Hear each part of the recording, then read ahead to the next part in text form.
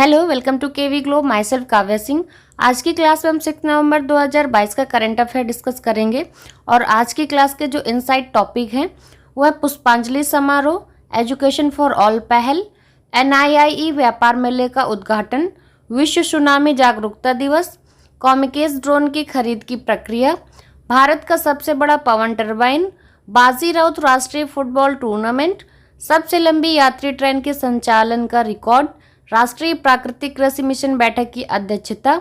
इन सारे टॉपिक से रिलेटेड जितने भी इंपॉर्टेंट क्वेश्चंस बनते हैं वो सारे कवर किए गए हैं आज की क्लास में, इसलिए क्लास को बिना स्किप किए हुए ध्यान से देखिए और क्लास को ज़्यादा से ज़्यादा शेयर जरूर किया करिए आप लोग। और क्लास को स्टार्ट करने से पहले आपके लिए एज यूजुअल एक क्वेश्चन है जिसका आंसर आप लोगों को कमेंट बॉक्स में कमेंट करके देना है। क्वेश्चन है, पेट्रोलॉजी में किसका अध्ययन किया जाता है? यानी कि पेट्रोलॉजी जो होती है इसमें किसका अध्ययन किया जाता है? तो इसका सही आंसर आप लोग कमेंट में बताइए। इस क्वेश्चन को लास्ट में डिटेल में डिस्कस करेंगे। स्टार्ट करते हैं आज के क्वेश्चंस। पहला क्वेश्चन है, हाल ही में किसने पहली राष्ट्रीय प्राकृतिक कृषि मिशन बैठक की अध्यक्षता की है? इसका सही आंसर है ऑप्शन सी, नरेंद्र सिंह तोमर। कृषि मंत्री नरेंद्र सिंह तोमर, इन्होंने राष्ट्रीय प्राकृतिक कृषि मिशन बैठक की हाल ही में अध्यक्षता की है। कृषि भवन में पहली राष्ट्रीय प्राकृतिक कृषि मिशन समिति ये बैठक थी, उसमें इन्होंने अध्यक्षता की है। श्री नरेंद्र सिंह तोमर ने NMNF पोर्टल का शुभारंभ भी किया। सभी के सहयोग से भारत में प्राकृतिक खेती को बढ़ाया जाएगा इस बैठक में। नेक्स्ट क्वेश्चन है, हाल ही में किस देश ने सबसे लंबी यात्री ट्रेन के संचालन का रिकॉर्ड बनाया है?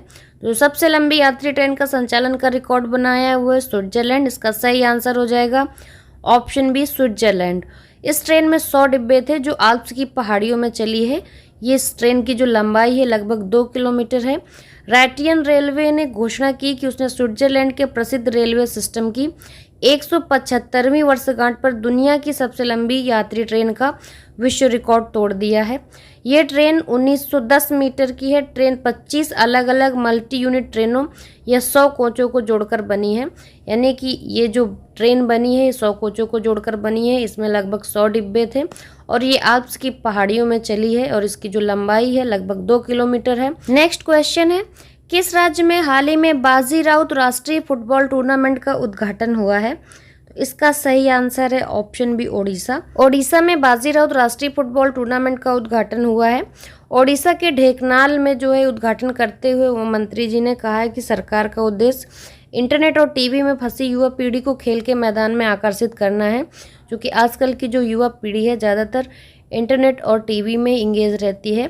उन्होंने कहा कि इस लक्ष्य को साकार करने के लिए भारत ने फीफा और अखिल भारतीय फुटबॉल महासंघ के साथ मिलकर फुटबॉल फॉर स्कूल पहल शुरू की है। इस कार्यक्रम के तहत लगभग 2 करोड़ 50 लाख स्कूल छात्रों को, यानी कि 2 करोड़ 50 लाख स्कूली छात्रों को फुटबॉल की ओर ले जाने का लक्ष्य रखा गया है। नेक्स्ट क्वेश्चन है, हाल ही में अडानी न्यू इंडस्ट्रीज ने किस राज्य में भारत का सबसे बड़ा पवन टरबाइन स्थापित किया है? तो इसका सही आंसर है ऑप्शन ए, गुजरात। इसका दूसरा क्वेश्चन भी बन सकता है कि गुजरात में भारत का सबसे बड़ा पवन टरबाइन किस कंपनी ने स्थापित किया है? तो अडानी न्यू इंडस्ट्रीज ने स्थापित किया है। अडानी न्यू इंडस्ट्रीज ने गुजरात के मुंद्रा में देश का सबसे बड़ा पवन टरबाइन जनरेटर को स्थापित किया है। यह टरबाइन अडानी इंटरप्राइजेज लिमिटेड की स्वामित्व वाली अनुसंगी मुंद्रा विंडटेक लिमिटेड द्वारा स्थापित किया है। नेक्स्ट क्वेश्चन है, हाल ही में भारतीय सेना ने कहां पुष्पांजलि समारोह आयोजित किया है? तो इसका सही आंसर है ऑप्शन बी, श्रीनगर। भारतीय सेना ने श्रीनगर में पुष्पांजलि समारोह हाल ही में आयोजित किया है। श्रीनगर अंतर्राष्ट्रीय हवाई अड्डे पर स्थित कश्मीर युद्ध स्मारक के उद्धारकर्ता पर भारतीय सेना द्वारा मेजर सोमनाथ शर्मा भारतीय यानी कि उनके मरणोपरांत ये आयोजित किया गया है समारोह। भारतीय सेना के पहले परमवीर चक्र के सम्मान में माल्यार्पण समारोह आयोजित किया गया था। कुमाऊं रेजिमेंट की 4थी बटालियन के मेजर सोमनाथ शर्मा ने 3 नवंबर 1947 को उत्तर से श्रीनगर आने वाले हमलावरों के खिलाफ बड़गामी में अपने बटालियन की डी कंपनी का नेतृत्व किया था और बहादुरी से जो है वो सफल भी हुए थे। नेक्स्ट क्वेश्चन है, असम और किस राज्य के राज्यपाल ने NIIE व्यापार मेले का उद्घाटन किया है? तो इसका सही आंसर है ऑप्शन बी, नागालैंड। असम और नागालैंड के राज्यपाल ने NIIE व्यापार मेले का उद्घाटन किया है। असम और नागालैंड के जो राज्यपाल हैं प्रोफेसर जगदीश मुखी हैं। इन्होंने नागालैंड के चौमुखेड़िमा में राष्ट्रीय एकता नवाचार विस्तार व्यापार मेले का उद्घाटन किया। मेले का आयोजन नगा व्यापार संगठन ने किया और इसमें सूक्ष्म लघु और मध्यम उद्यम मंत्रालय सहयोग कर रहा है।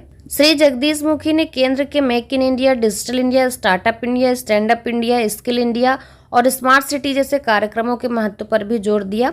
उन्होंने सूक्ष्म लघु और मध्यम उद्यम मंत्रालय के विकास और सुविधा कार्यकालय की वेबसाइट का भी शुभारंभ किया।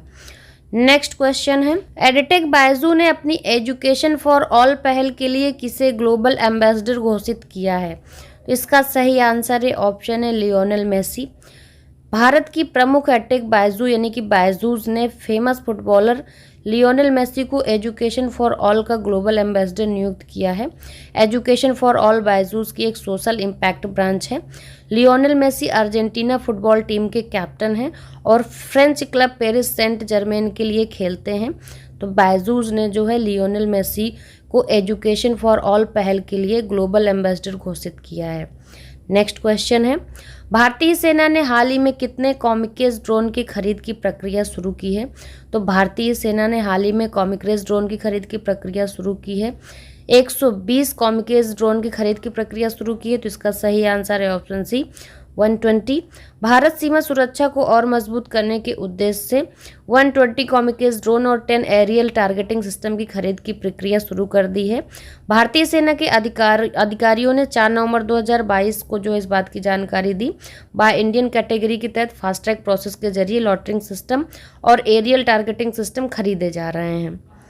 नेक्स्ट क्वेश्चन है, हाल ही में विश्व सुनामी जागरूकता दिवस कब मनाया गया है? तो इसका सही आंसर है ऑप्शन डी 5 नवंबर। हर साल विश्व सुनामी जागरूकता दिवस 5 नवंबर को मनाया जाता है। ये दिन सुनामी के खतरों से संबंधित मुद्दों के बारे में दुनिया भर के लोगों में जागरूकता फैलाने के लिए मनाया जाता है। विश्व सुनामी जागरूकता दिवस सेंडाई 7 अभियान लक्ष्य को बढ़ावा देता है, जिसका उद्देश्य 2030 तक वर्तमान ढांचे के कार्यान्वयन के लिए अपने राष्ट्रीय कार्यों के पूरक के लिए पर्याप्त और टिकाऊ समर्थन के माध्यम से विकासशील देशों के लिए अंतर्राष्ट्रीय सहयोग को पर्याप्त रूप से बढ़ाना है। क्लास के स्टार्टिंग मैंने आपसे एक क्वेश्चन पूछा था कि पेट्रोलॉजी में किसका अध्ययन किया जाता है? तो इसका सही आंसर है ऑप्शन बी चट्टानें, यानी कि चट्टानों के अध्ययन को पेट्रोलॉजी कहते हैं। आप क्वेश्चन ऐसे भी पूछ सकते हैं कि चट्टानों के अध्ययन को क्या कहते हैं? तो सही आंसर हो जाएगा पेट्रोलॉजी। अगर क्वेश्चन है पेट्रोलॉजी में किसका अध्ययन किया जाता है, तो सही आंसर है ऑप्शन बी चट्टानें। तो पेट्रोलॉजी में चट्टानों का अध्ययन किया जाता है, जबकि जो मृदा का अध्ययन होता है मिट्टी का, उसे पेडोलॉजी कहते हैं। तो मृदा का अध्ययन पेडोलॉजी कहलाता है। और जो पर्वत का अध्ययन होता है तो ओरेलॉजी कहा जाता है पर्वत के अध्ययन को। तो पर्वत के अध्ययन को ओरेलॉजी कहा जाता है। कल की क्लास में आपसे क्वेश्चन पूछा था मैंने, फीफा 2022 में किसे भारत का एम्बेसडर बनाया गया है? तो इसका सही आंसर है option B Ranveer Singh. FIFA 2022 के जो एम्बेसडर बनाए गए हैं वो है रणवीर सिंह। और इस क्वेश्चन का जिन लोगों ने आंसर किया है सही, वो नाम है अभिषेक पासवान, अवंतिका, कार्तिक, दलजीत सिंह, मोहिनी जायसवाल, अंजलि बेदी। इन लोगों ने इस क्वेश्चन का एकदम सही आंसर किया है।